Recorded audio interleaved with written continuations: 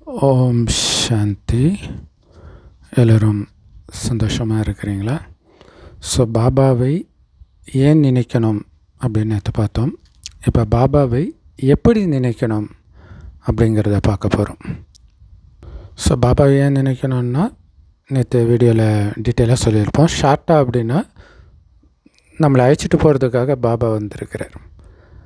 So உடலை விட்டு வெளியில் வந்தோடனே அதிர்ச்சி இருக்கக்கூடாது, ஆனந்தமாக போகணும். அதுக்காக திரும்ப திரும்ப பரந்தாமத்துக்கும் சூக்ஷ்மோதனத்துக்கும் போயிட்டு வரணும்.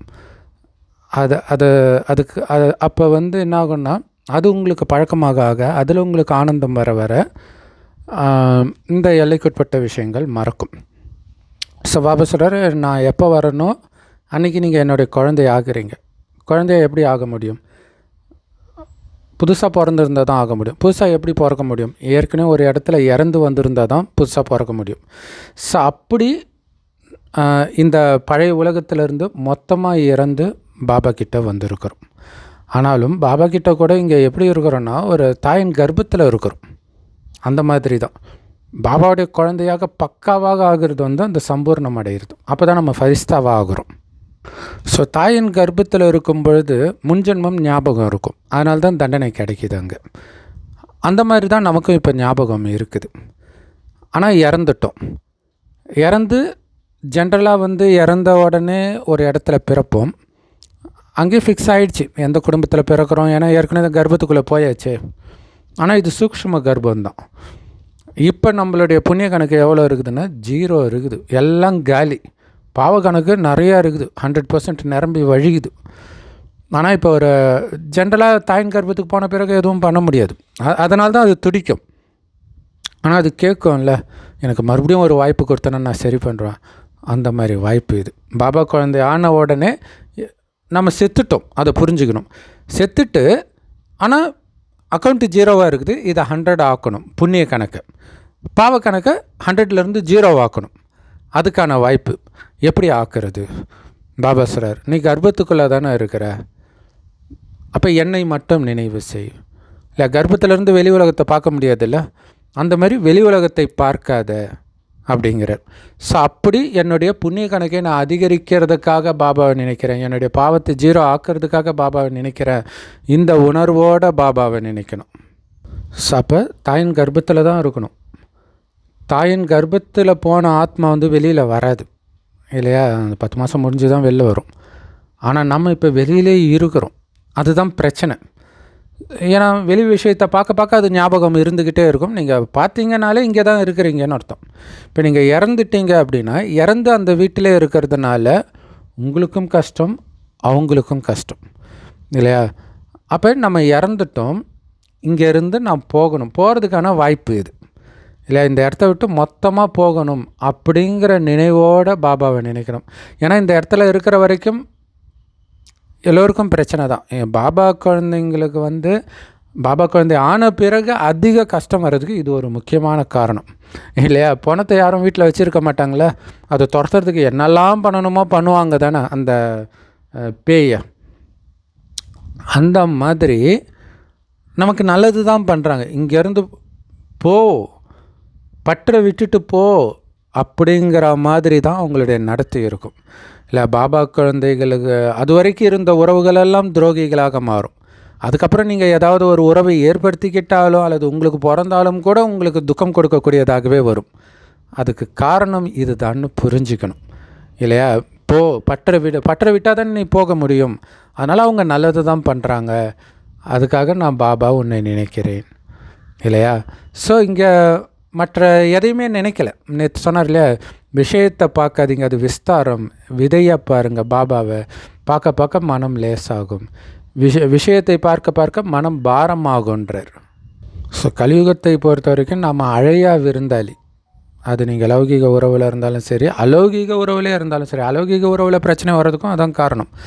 பாபா அன்பாக இருக்க சொன்னாலும் விலகி அன்பாக இருங்கன்றார். அன்பை நீங்கள் கொடுக்கணும். அன்பை மற்றவர்கள் கொடுக்கணும்னு நீங்கள் எதிர்பார்க்கக்கூடாது. கொடுக்காமல் இருந்தால் ரொம்ப ரொம்ப நல்லது. அப்போ தான் பற்று இருக்காது. அலௌகீக உறவுகளில் பற்று வந்தால் கூட அது தங்க சங்கிலி, அதுவும் பற்று தான். ஸோ நம்ம எல்லாருக்கிட்ட விலகி இருக்கிறது எதுக்கு? நம்ம போயிட்டு இருக்கிறோம் இல்லையா? செத்து போன பணத்துக்கு எதுக்கு உறவுகள்? அதை புரிஞ்சுக்கணும். நான் ஒரு பணம், இங்கேருந்து போகணும், அல்லது பேயாக இருக்கிறேன், இதே சிந்தனை இருக்கணும். அதுக்கு தான் பாபா நீங்கள் இறந்துட்டீங்க, மர்ஜிவா வாழ்க்கைன்றார். சரி, அப்போ எதுக்கு அன்பாக இருக்கணும்? ஏன்னா நீங்கள் போக போகிற இடம் அன்பான இடம். அந்த குணம் வளர்த்துக்கணும். அந்த குணம் இல்லை, அதை வளர்த்துக்கணும் தான் பாபா ட்ரைனிங் கொடுக்குறாரு. ஆனால் அந்த அன்போடு சேர்த்து பற்று வந்துடுது. அதுக்கு தான் விலகியும் இரு அப்படின்னு சொல்கிறார். ஸோ இதை பற்றி சிந்தனை பண்ணிக்கிட்டே பாபாவை நினைக்கணும். ரொம்ப முக்கியமானது. ஞானம் இல்லாமல், ஞானத்தை சிந்தனை பண்ணாமல் பாபாவை நினைக்கும் பொழுது உங்களுக்கு அந்த குணம் தாரணை ஆகாது. அது மட்டும் இல்லை, நினைவுமே இருக்காது, போர் அடிச்சிடும். ஸோ இதை பற்றி சிந்தனை பண்ணும்போது உங்களுக்கு போர் அடிக்காது. ஸோ அப்போ மனம் போர் அடித்தோடனே மற்ற விஷயத்தை சிந்திக்க ஆரம்பிச்சிடும், உலகில் விஷயத்தை. ஸோ அதேமாதிரி பாபா தினம் தினம் கலியுகம் எப்படியெல்லாம் இருக்குது, சொர்க்கம் எப்படி இருக்குதுன்னு வரும். ஏன்னா இங்கே கலியுகத்தின் மீது வெறுப்பு வரணும். அது நம்ம கலியுகத்தை பார்த்தாலே தெரியுது. நியூஸ் கேட்குறது, அதை பற்றியெல்லாம் சிந்தனை பண்ணணும். அதாவது இங்கே நெகட்டிவ் நியூஸ் கேட்கும்போதே சொர்க்கம் எப்படி இருக்கும் அப்படின்னு இதுக்கு ஆப்போசிட்டாக அதை நினைக்கணும். அதை நினைக்க தான் உங்களுக்கு அந்த ஆசை வரும். ஆசை வந்தால் தான் அங்கே போகணும் அப்படின்னு நீங்கள் முயற்சி பண்ணுவீங்க. அதுக்கு நீங்கள் அதை நினைத்தாலே போதும், அங்கே போயிடுவீங்க. ஸோ நம்ம விரும்பினாலும் விரும்பாட்டினாலும் நம்மளை சுற்றி கலியுகத்தின் விஷயங்கள் நடக்குது இல்லையா?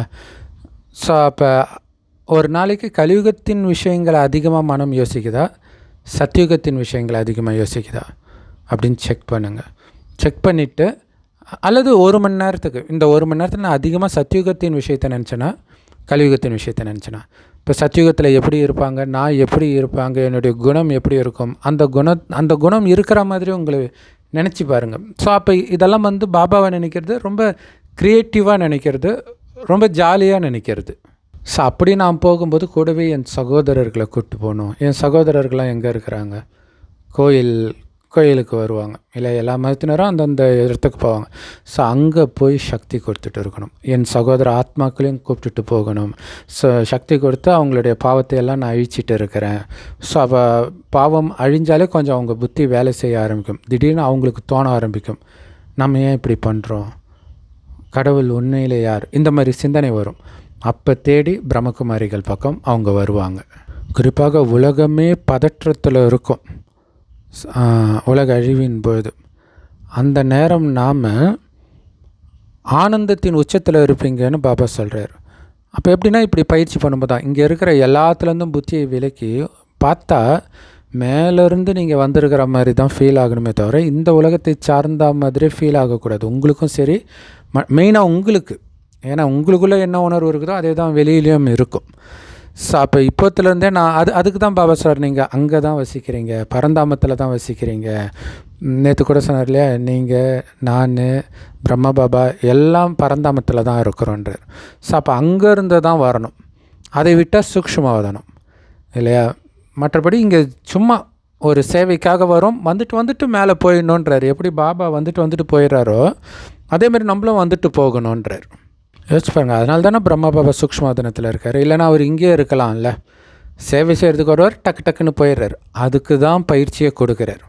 ஸோ இதை அடிக்கடி மனசில் ஞாபகப்படுத்திக்கும் பொழுது இல்லையா, ஒன்று பாவத்தை அழிக்கணும், துக்கத்துலேருந்து விடுபடணும், அதுக்காக நான் பாபாவை நினைக்கிறேன். பாவத்தை அழிக்கணும், அதனால் பாபாவை நினைக்கிறேன்.